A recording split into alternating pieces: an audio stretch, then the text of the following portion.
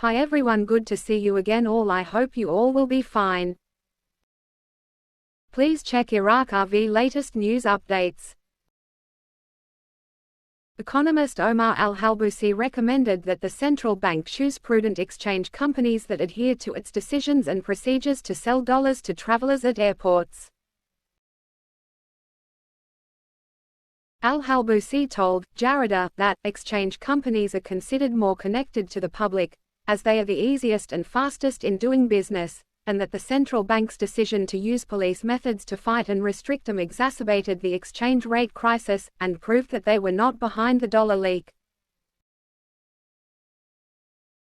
He stressed, the evidence for this is that despite fighting it and strangling it with measures, the dollar continued to leak into the black market and out of Iraq, and that the central bank sided with the real problem and went to the exchange companies, which because of its measures increased the difference between the two prices.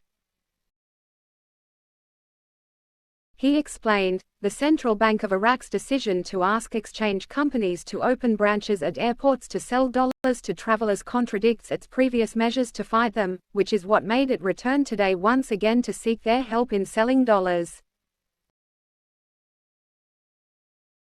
He added, therefore, we hope that the choice will be for prudent companies that are committed to the decisions and procedures of the central bank and avoid favoritism, as happens in favoritism with private banks, which contributed to complicating the exchange rate problem and embarrassing Iraq before the U.S. Treasury Department.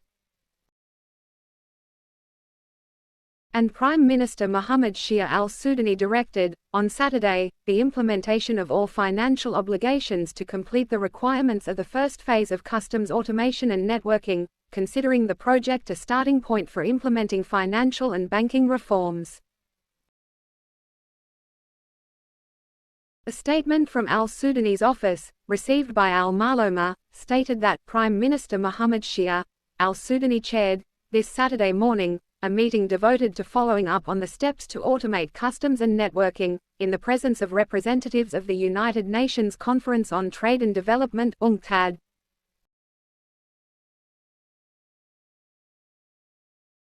The statement added that al-Sudani reviewed a detailed report explaining the progress of work in implementing the first phase of implementing the Global System for Automating and Modernizing Customs (ASYCUDA), and highlighted the most prominent problems and challenges and ways to overcome them, leading to the implementation of the single window for foreign trade, through a comprehensive application of information technology, which contributes to unifying customs procedures, issuing electronic declarations and exchanging data.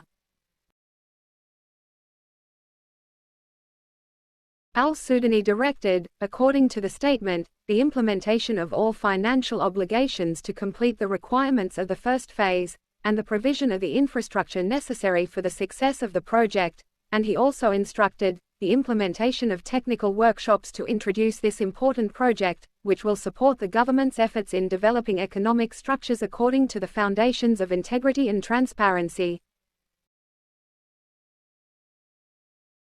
Al-Sudani stressed that, the customs automation project is one of the most important axes of economic reform that the government has adopted as part of the priorities of its government program, and it is an important basis and starting point for implementing financial and banking reforms, in accordance with the government's vision and approach in implementing real trade and combating corruption.